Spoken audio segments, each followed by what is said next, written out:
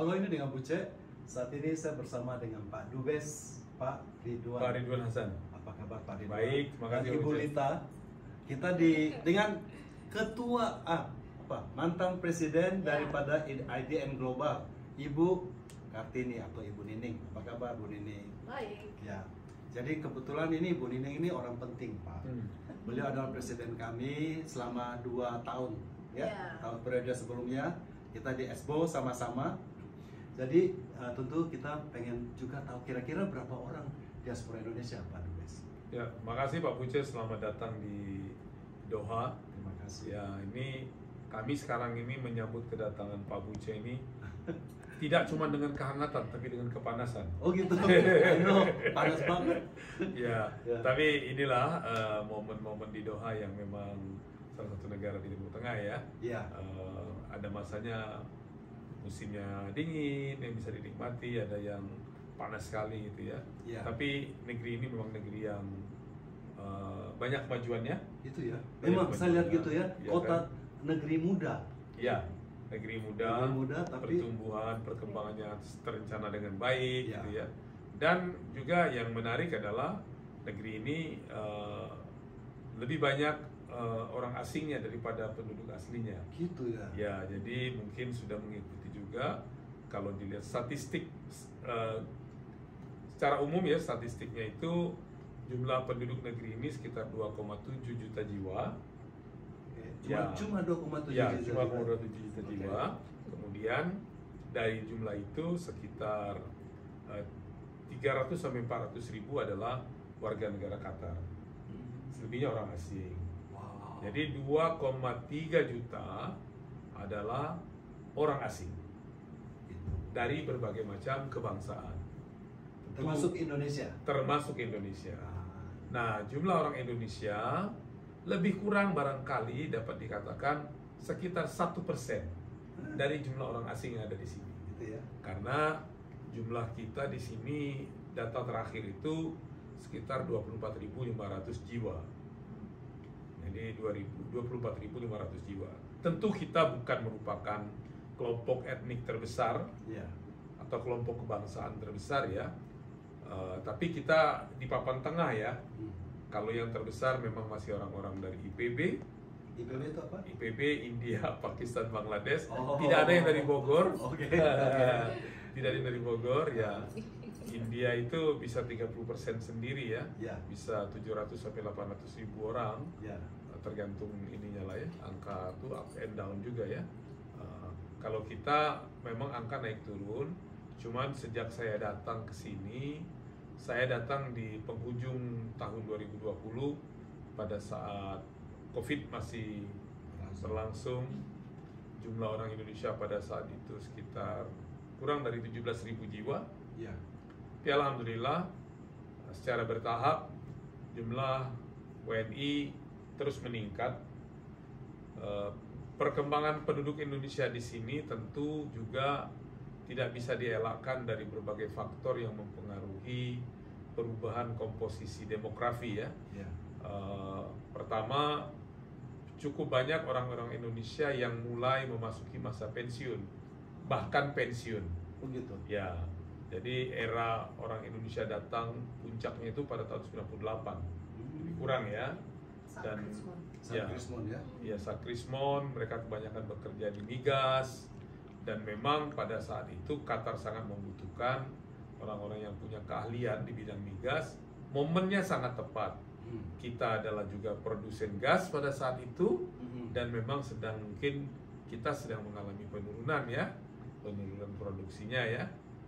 Sementara di sini sedang tumbuh. Jadi dicari orang-orang yang qualified, yang punya pengalaman. Masuklah orang-orang Indonesia kemari. Nah, sebagian dari mereka pensiun. Tapi juga yang cukup membanggakan, orang-orang baru pun mulai berdatangan sekarang.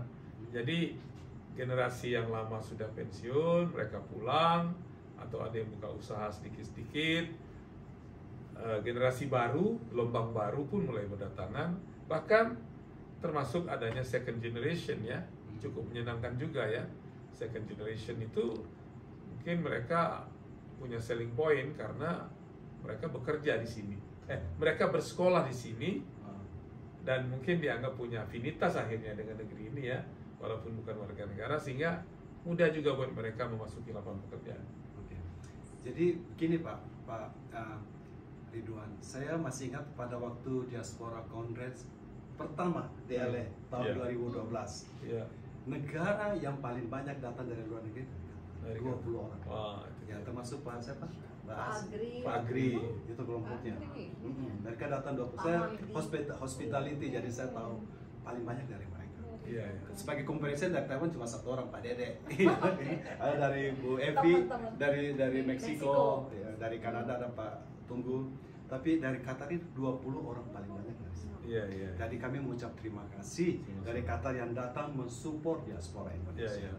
Terus yang kedua Pak, saya wondering ya, ini dari apakah di Qatar ini banyak orang Indonesianya yang berubah menjadi warga negara Qatar? Tidak bisa. Tidak bisa gitu. Karena memang kebijakan negeri ini tentu berbeda ya dengan di negara-negara lain.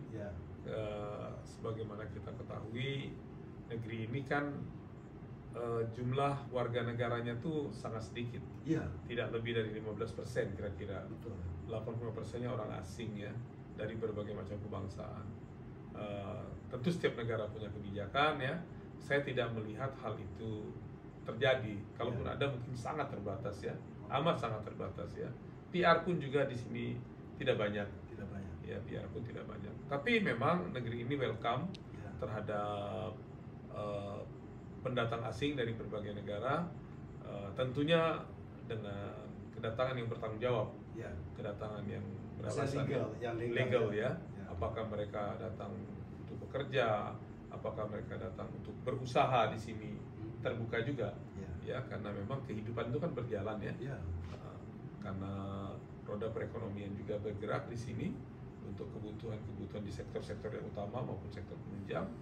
Terus juga ada orang-orang yang datang untuk belajar. Tidak banyak tapi ada.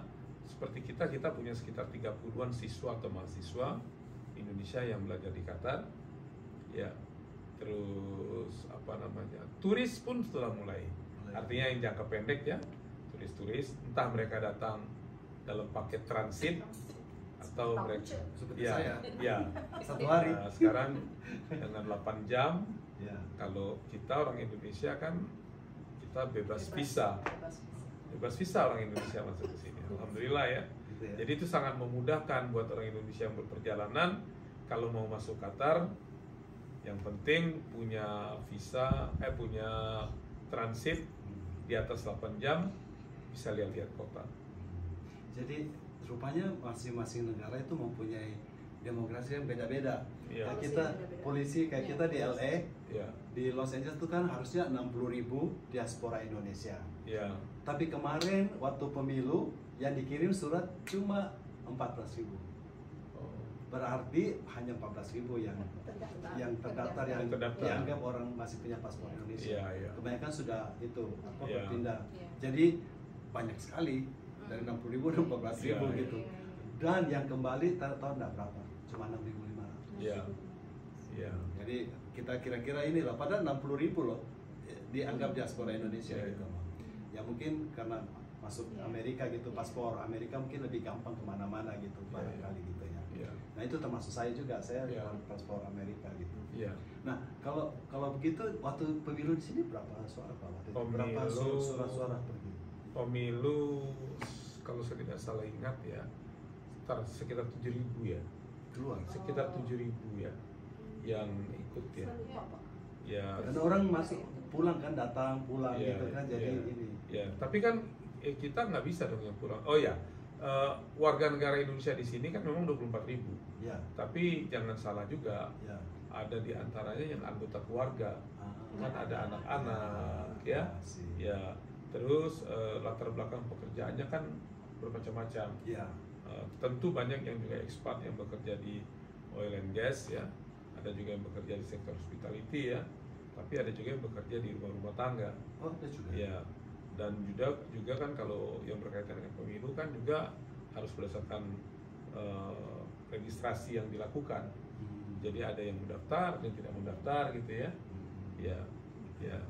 Tapi saya kira itu fenomena yang hampir terjadi di semua perwakilan. Ya, ya. Yang penting kita lakukan itu dengan fair, dengan pendataan yang cukup, ya. Dan di sini masyarakat Indonesia sangat kompak ya. Kita dengan jumlah 24.000 orang itu, yang menarik adalah perkumpulannya sangat banyak. Itu. Ya, dari 24.500 orang, kita punya perkumpulan sekitar 70-an. Banyak banget ya, organisasi ya. Organisasinya dengan berbagai macam background ya. Ada yang berdasarkan kelompok agama, ada suku, kesukuan. Agama, kesukuan, alumni, hobi juga ada. Tapi juga tidak kalah pentingnya kelompok perusahaan di mana mereka bekerja. Itu paling penting ya. Ya, jadi mereka punya juga kayak keguyuban gitu ya, paguyuban. Misalnya, oh kami di Qatar Energi, oh kami di Qatar Petroleum misalnya ya, oh kami bekerjanya di Qatar apa ya? Qatar Airways. Qatar Airways. Itu ada yang di fertilizernya misalnya kan ya. Jadi bagus, tapi tidak eksklusif karena juga banyak yang keanggotaan itu overlapping. Jadi banyak, ya kita sambil bercanda nih. Jadi banyak orang Indonesia di sini yang punya gelar akademik L4. Apa itu? Lu lagi. lu lagi ya. Iya. Masuk. Ini ada di situ ketemu lagi gitu ya. Tapi guyup ya. Bahkan yang menarik juga untuk kegiatan olahraga itu sangat aktif. Salah satu contohnya untuk kegiatan pertandingan sepak bola itu ada liganya, Liga Sepak Bola Indonesia. Menarik. Jadi ada Liga Sepak Bola Indonesia, dan itu tidak cuma pada tingkatan dewasa, remaja dan anak-anak. Bahkan ada juga anak-anak Indonesia yang sudah main di klub-klubnya Qatar. Iya, jadi profesional. Jadi profesional mereka. Bola. Pernah kan Pak Erick Thohir bilang supporter Indonesia di Qatar paling top. Paling top ya. Oh ya, waktu kemarin tanding ya? Iya. Oh, tahu. Iya, Garuda Qatar ya. Garuda Qatar ya. Saya tidak nonton karena saya bukan penggemar sepak bola, saya nggak ngerti. Tapi saya dengar-dengar dari posnya ini Bu Nining ini. Tapi bisa dua. Kita bisa nonton bola. Kalau nggak ngerti bola, kita nonton penontonnya. Oh gitu ya. Luar biasa. Rupanya itu yang merupakan perbedaan. Kalau kita di LA tidak ada organisasi company itu tidak ada. Tapi tentu dari keagamaan ada, itu penting sekali. Dari Islam, ada Kristen itu di LA itu sangat fenomena karena gereja Indonesia di LA tahu berapa Bu? 108 gereja Indonesia. 108 dari berbagai macam dominasi. Jadi yang menyatukan itu namanya PKS. Saya di sana kerjasama gereja. Jadi bikin Natal bersama. Di sini juga ada kayak gitu. Kita ada yang Kristennya gitu. Ada teman-teman yang Kristiani ada. Ya mereka sudah bikin juga Natal bersama. Gitu ya. Kita juga yang tadi 70-an kita punya namanya Permika ya. Permika itu Persatuan Masyarakat Indonesia di Qatar, semacam payungnya ya. Sudah dari dulu itu permikanya ya. Ya itu tadi berkat dari para senior yang dulu ada di sini, mereka tuh sangat mengayomi ya, sehingga akrab dan mengayomi sehingga keguyuban itu tercipta. Tadi disebutkan Bu Nining, tokoh-tokohnya ya dulu ada Pak Mahdi Musa, para senior sekarang dari Jakarta ya, dari Indonesia. Ada Pak Agri yang belum lama pulang ya. Pak Agri juga termasuk senior. Senior Pak. Ada Pak Herman ya. Itu sudah banyak. Ada lagi yang ya second in line lah ya kepada mereka yang sudah disebutkan tadi, tapi juga sudah mulai di usia yang cukup lumayan. Pak Ali Mustafa juga pernah eksekutif board di IBM Global yang awal-awal. Nah, mungkin Bu Nining ada punya pertanyaan atau apa gitu? Ada? Oh, enggak. Saya cuma mau info ke Pak Buce bahwa Pak Ridwan sama Bu Dita ini dekat banget sama masyarakat. Mungkin setiap harinya ada juga ya undangan-undangan acara. Ya, alhamdulillah. Gitu ya? Iya, bayangin 70 organisasi. Dan selalu kalau ada tamu-tamu negara kita juga diundang. ada ketemu diasporanya gitu. Memang Iya. terasa menurut Pak Ridwan gimana dengan adanya diaspora yang seperti itu aktif membantu ya Pak? Ya, jadi itu kan menjadi aset diplomasi ya. Apapun latar belakang, apalagi kalau komponen masyarakat kita itu, komponen diaspora kita itu memang punya semangat yang datang dari dalam dirinya sendiri. Jadi semangat yang begitu besar, semangat yang begitu kuat dari teman-teman ini yang terjadi. Ada yang terkumpul dalam perkumpulan, misalnya perkumpulan seni kan, ada Puspa Kinaria, ada Indonesia Ladies Angklung misalnya ya, ada Rumah Seni Duhan, Rumah Seni Alkot dan sebagainya. Itu juga memudahkan buat kita. Ya. Nah, sehingga kalau kita mau bikin event, KBRI sendiri kan nggak mungkin terlalu banyak kita kan yang harus kita siapkan. Akhirnya ikut aja dan kita kerjakan itu semua bersama-sama. Jadi diplomasi yang kita lakukan di sini memang diplomasi gotong royong ya. Itu ya. Saya kalau bilang Qatar itu paket lengkap. Paket lengkap. Beres. Betul sekali. Nggak perlu datangin dari Indonesia, di sini sudah tersedia resourcesnya. Ya, jadi misalnya ya pada saat Piala Dunia, kita kan tidak menjadi tim yang bertanding di Piala Dunia, kan 32 tim. Nah, saya bilang sama teman-teman, jangan salah loh, yang bertanding ini memang 32 tim, tapi sesungguhnya 33. Kok begitu Pak Ridwan? Iya, yang ke-33 itu kita Indonesia. Bisa? Ya, coba lihat di mana-mana ada pertandingan kita tampil. Gitu. Tapi kita tampilnya untuk acara hiburan. Kan di sini dibuat acara fan zone, tempat-tempat fan zone ya. Nah, salah satu contoh ya, Saung Mang Ujo, grup angklung Saung Mang Ujo kan dari Bandung.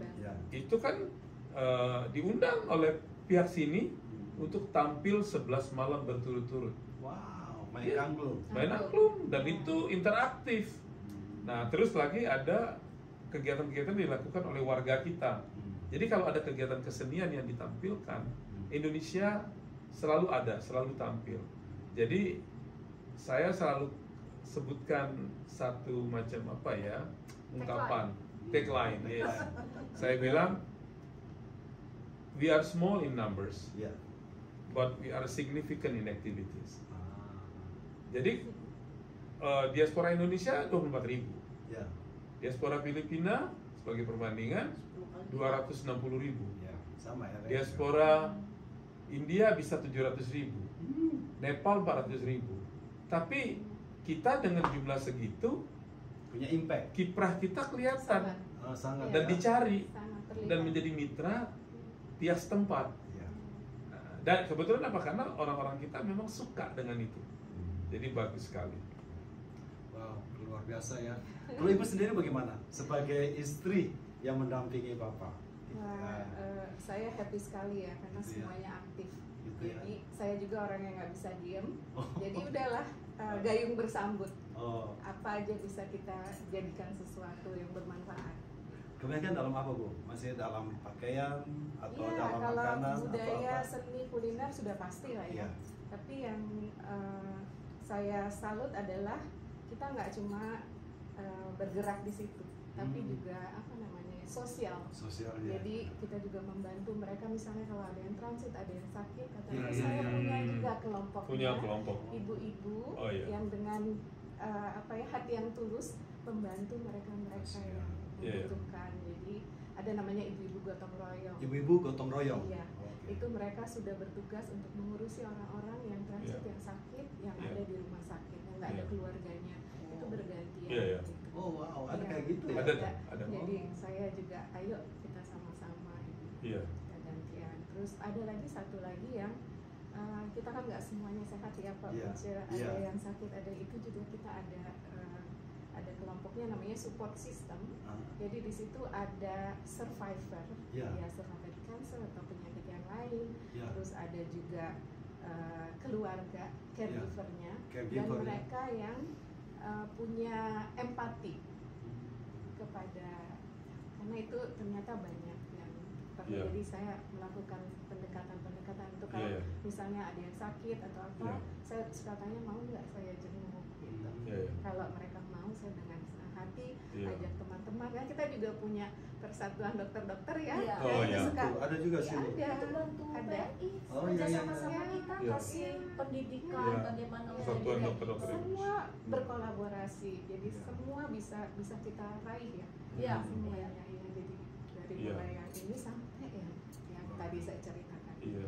Alhamdulillah. Jadi kalau di sini diasporanya selain juga bisa mengekspresikan ini ya potensinya juga dan disambut juga gitu. Jadi kerjasamanya dengan pihak KBRI yang mewakili pemerintah itu benar-benar baik sekali. Sangat bagus ya. Jadi kita tidak cuma ngumpul sekedar untuk senang-senang, bukan. Itu perlu, itu perlu ya. Tapi juga kita punya tanggung jawab. Ya tanggung jawab. Tadi Ibu ceritakan itu.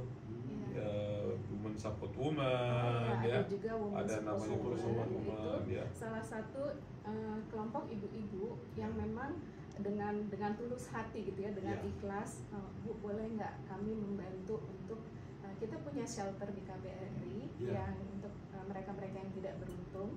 Jadi setiap 2 minggu sekali ibu-ibu ini memberikan pelatihan, ya entah itu cooking.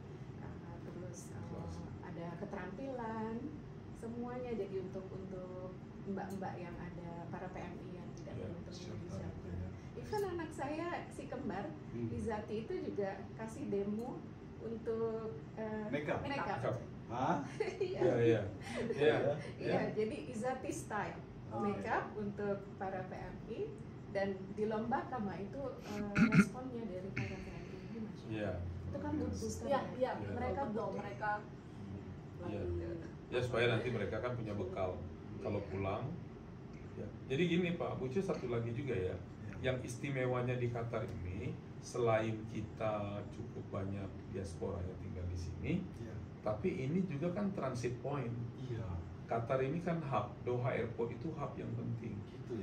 Jadi saya kira semua orang tahu dan memang sudah terbukti ya, di zaman paling sulit sekalipun waktu COVID tetap ramai. Bandara Doha, ya tentu ada juga Dubai, karena saya waktu itu masih di Dubai ya, saya ingat itu. Terus di Abu Dhabi, mereka itu tidak pernah tutup bandaranya di zaman itu. Betul-betul menjadi andalan dunia, ya kan ya, untuk orang kemana-mana gitu. Nah, peranan dia sebagai hub itu kan terus berkembang, sehingga sekarang semakin banyak orang Indonesia yang berperjalanan ke luar negeri dengan menggunakan Qatar Airways. Namanya hidup tidak lepas dari risiko. Ada saja yang sakit, ada saja yang membutuhkan perawatan, bahkan ada yang juga menemui janjinya untuk bertemu Yang Maha Kuasa. Nah, dan biasanya kalau ada penumpang yang sakit, itu dibawa. Di sini tanggung jawabnya bagus sekali. Dibawa ke satu rumah sakit yang lokasinya tuh kira-kira setengah jam dari sini ya, Wakra ya. Nah itu yang tadi Ibu sampaikan. Termasuk juga kadang-kadang ada para TKW kita yang sakit, yang butuh dirawat. Nah itu komunikasi kan terbatas dengan orang rumah sakit. Nah sehingga kita ada tim yang datang ya, memberikan perhatian. Wah itu diapresiasi sekali sama rumah sakit. Rumah sakit itu sangat diapresiasi. Bahkan dengan keluarga-keluarga yang di tanah air yang keluarganya ada meninggal. Belum lama ini ada satu orang yang meninggal juga kan. Luar biasa. Jadi ini teman-teman cerita dari Pak Dubes. Terima kasih Pak. Sama-sama. Waktunya yang boleh. Oh satu saya mau kasih tahu, satu saja. Salah satu puncak kegiatan kita selama tahun 2023 sampai dengan 4 atau 6 bulan pertama di 2024 adalah Indonesia itu terpilih menjadi partner country untuk Qatar Year of Culture. Jadi kita ada satu event, satu kegiatan besar namanya Qatar Indonesia Year of Culture, dan itu ada puluhan event yang dilakukan di Qatar dan di Indonesia. Itu hanya sekali aja, bukan setiap tahun. Bukan, itu tahun berikutnya negara lain. Tapi kita terpilih bukan karena istilahnya populasinya yang besar, tapi populasi besar di sini ya. Tapi memang Indonesia dikenal sebagai negara yang mempunyai kebudayaan yang kuat dan banyak dan beragam, bervariasi. Kemudian masyarakat kita memang aktif. Nah, yang kedua, kegiatan budaya kita itu tidak melulu budaya dalam artian sempit, tetapi juga budaya yang mempunyai efek rembes di bidang ekonomi, kan ekonomi kreatif dan sebagainya. Gitu. Terima kasih Pak Ridwan. Nanti kepanjangan tidak bisa diupload. Iya. Terima kasih. Dan inilah saya bersama Pak Ridwan, Ketua mantan Presiden daripada IDN Global, Ibu Nining, yang bertempat tinggal di Qatar, dan Ibu Dita.